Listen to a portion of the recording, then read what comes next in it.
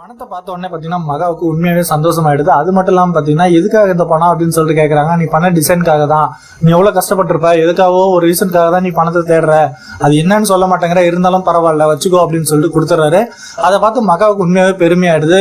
இந்த மாதிரி ஒரு மனுஷனை போயிட்டு நம்ம இவ்வளோ நாள் தப்பாக நினச்சிட்டு இருந்தோமே அப்படின்ற அளவுக்கு ஒரு நல்ல அபிப்பிராயமே வந்துடுது. அது மட்டும் இல்லாமல் பார்த்தீங்கன்னா இந்த பணத்தை அப்பா அம்மா கிட்ட கொடுத்தா அவங்களுக்கு ரொம்ப யூஸ்ஃபுல்லாக இருக்கும், இதையும் இப்பயே சொல்லிடலாம் அப்படின்னு சொல்லிட்டு சொல்ல பார்க்குறாங்க. ஆனால் மகாவுக்கு மைண்டில் இப்போ சொல்ல வேண்டாம் அப்படின்னு சொல்லிட்டு அமைதியாயிடுறாங்க. அதுக்கப்புறம் பார்த்தீங்கன்னா வீட்டுக்கு வந்ததுக்கு அப்புறமா வீட்டில் வந்துட்டு கேட்குறாரு, எதுக்காக உனக்கு பணம் தேவைப்படுது, எதுக்காக இந்த மாதிரி வேலையெல்லாம் பண்ற அப்படின்னு சொல்லிட்டு சொல்லு அப்படின்னு சொல்லிட்டு பயங்கரமா கேட்குறாரு. அதை கேட்டு பார்த்தீங்கன்னா மகாவுக்கு என்ன சொல்றதுன்னே தெரியல. இப்பயாச்சும் சொல்லிடலாம் அப்படின்னு சொல்லிட்டு யோசிக்கிறாங்க. ஆனால் பார்த்தீங்கன்னா அப்பா அம்மாவுக்கு இதெல்லாம் அசிங்கம் வந்துடும் அப்படின்னு சொல்லிட்டு கொஞ்சமா யோசிச்சுட்டு அதெல்லாம் ஒன்றும் இல்லைங்க, நான் ஏதாச்சும் ஒன்று பண்ணணும்னு நினைச்சேன், அதனாலதான் பண்ணேன் அப்படின்னு சொல்லிட்டு சொல்றாங்க.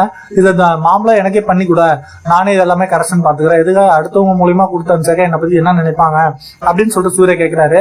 ஆனா நீங்க தான் எதுவுமே நான் பண்றதை பிடிக்கலன்னு சொல்லுவீங்களே, அதனாலதான் அந்த மாதிரி பண்ணேன் அப்படின்னு சொல்லிட்டு மகா சொல்றாங்க.